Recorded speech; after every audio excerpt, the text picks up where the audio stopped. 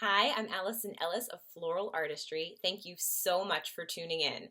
Today, I want to talk about such an important topic, which is how to be the most valuable floral designer at your company.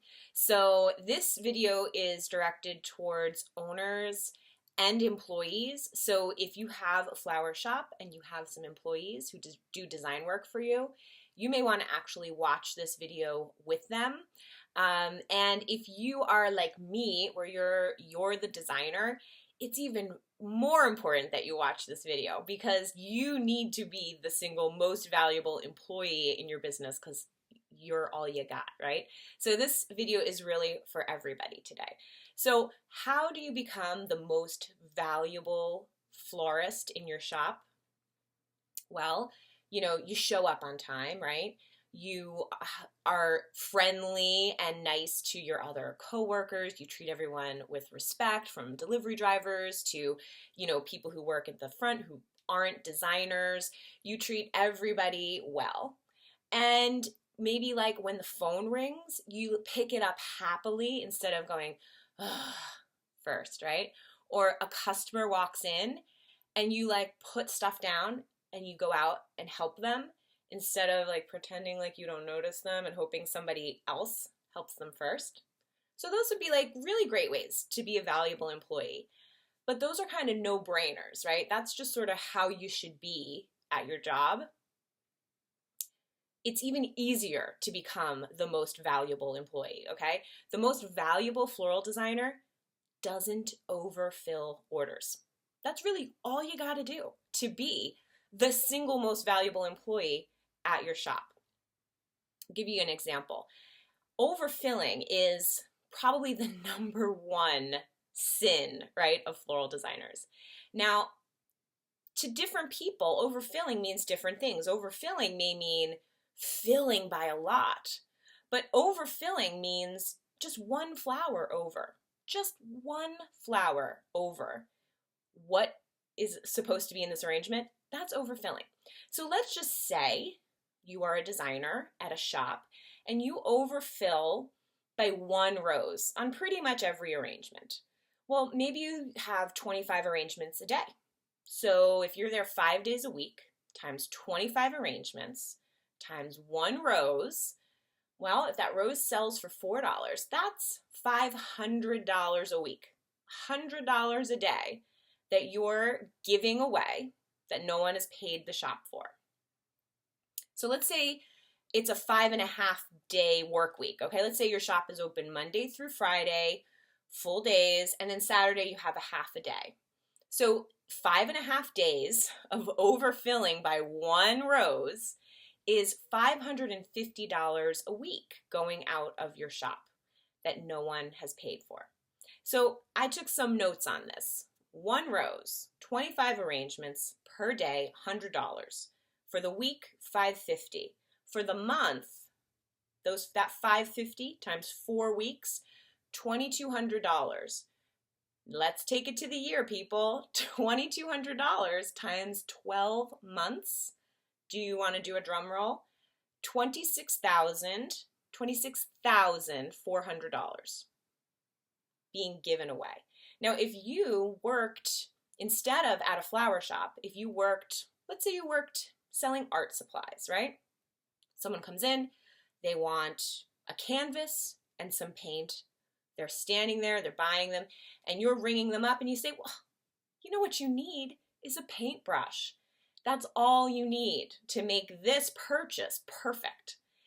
Here's a paintbrush. I'm going to just throw it in for you, no charge, because you need it. Because this order needs a paintbrush. You would be fired immediately, right? Your manager would say, why are you giving away merchandise? For some reason, flowers don't get that same sort of, you just don't look at them the same way. They don't have the same value sometimes to some people, okay? So when you look at that rose and you go, I'm just throwing this extra rose in because it really needs it. It'll look so much better. It'll fill in this little hole over here if I just put one more rose in there. Well, think about really what that means, the repercussions over the course of the week, the month, the year. should I say it again? $26,400. Now you say, well, but that's retail. Okay, sure. So let's divide that by the markup. So let's just say you have a 3 times markup. If you're dividing that 26,000 by 3, that's still $8,800. $8,800. Close to $9,000 that you're giving away, that your shop owner bought and paid for, and you're giving it away as if it's yours to give away, and it's not yours to give away, okay? So start owning responsibility for really how that one flower in each arrangement every day over the course of a year is impacting the bottom line. Because if you have a designer who's valuable to you and does beautiful work as a shop owner, you want to keep her. But if you start thinking about these numbers I'm laying down and you're like, whoa, I could actually have another designer. I could have these things that I need for my business if this designer just didn't give away my stuff, right? So start to really recognize the importance of this and address it. So how do you address it? Well, first would be watching this video, right? Because the bottom line is you can say to somebody, it's important that you don't overfill this, but then how do you really follow up with that? Do you spot check? Honestly, if I had flower shop, I don't know. I probably wouldn't be a great manager, to be totally honest, but I think I would spot check. I would check arrangements from time to time, maybe at least once a day, go out there and do the flower math, add it up, and make sure people aren't overfilling. Because if you have to inspect what you expect, okay, as a manager. My husband told me that. I'm not a great manager, like I said. But really think about what that means. You have to inspect what you expect. So if you expect that your designers are not overfilling orders, well, maybe you need to inspect them to make sure that that's the case, okay? And I'm sure this is not going to be very popular with some people. But the truth is, like, we have to be accountable. And if you can't make a nice arrangement for $50 in your shop, then you need to address that with the owner. Like, there's not enough here for me to work with. We need to bring in more flowers at this price point so that I can do this, that, or the other. You have to have a dialogue about how do you keep this business thriving and keep the value up without giving stuff away. So let's say you don't have a shop and you're like me and you're the only person working, all right? I took some notes on that for you too. Let's just say you don't do 25 arrangements a day and you don't have this huge amassing, right? Here's the deal. Let's say you've got 30 events that you book and you're the designer and you're doing them. And you overfill just a little teeny bit.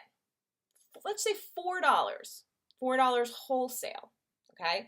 So we're talking about a couple of roses, a piece of stock or two, okay? Like 3 or 4 flowers. That's it. You're just putting 3 or 4 extra flowers in the centerpieces. Let's say you've got 15 centerpieces on average on your 30 events. Well, let's see how that works out. If you're overfilling by $4 wholesale, that's $60 per event. And if you're multiplying that $60 per event times your 30 events, that's $1,800. That's a lot of money too. Maybe it's not $8,800, but that's a lot of money. That's another event. That's like a whole nother profit on one event. It's like you could have done 31 events, or you could have done 29 events and made the same as you did on the 30, okay? It's not small. It's not minor. And I will go out on a limb and say this. If you're overfilling by $4 in centerpieces, there's a good chance you're overfilling by like $20 on the bridal bouquet and a few bucks on each attendance bouquet. Gosh knows what you do when it gets to the ceremony flowers, right? So you may very well be overfilling by $100 per wedding. Times the 30 weddings, all of a sudden you're looking at $3,000. Ooh, that like hurts, doesn't it? That's like real money, okay? It's all real money, right down to that single rose that your designer is putting in that arrangement. It is all real money, okay? So we have to start thinking of it like that. Don't overfill orders. And I will just I will leave you with this quote from one of my very favorite Saturday Night Live skits, Hans and Franz. Hear me now, think about it later. But seriously, hear me now and think about it continuously and talk to your employees about it. Talk to yourself about it. Why are you overfilling? Because you have to be providing value that's consistent, right? If we're putting out an arrangement and calling it $75, but we're really filling it with $87 worth of, product, that's misrepresenting ourselves, right? Now we have set a precedent where we have to overfill orders because it doesn't look as full as it did the last time. And I know that the intention is good, right? I know the intention is just, I'm creative, I'm artistic, it will look so much better if it had one more of this, or two more of this, or four more of that, right? But that's not how you run a successful business. And if you really start to multiply over the years, right? Let's go back to that flower shop example, that $8,800 over the course of 5 years. Man, ouch, ooh, ow, boo hoo. I am crying. I'm hating the amount of money that's going out of that shop, okay? And same thing for your home-based business. If it's $2,000 or $3,000 a year times those 5 years, that's a game changer for you in your small business. It is life-changing. Doesn't take a lot to be life-changing, That extra mortgage payment, a few car payments. Hey, maybe it's a down payment on a cooler, right? These are real things, and you need to think about them because you are talented, but this is a business, okay? And we have to always keep that in mind, or else you'll have nowhere to do your talent because you will not have a business, okay? So keep that in mind. Protect your business and your creativity. Keep doing beautiful work. I will see you next time.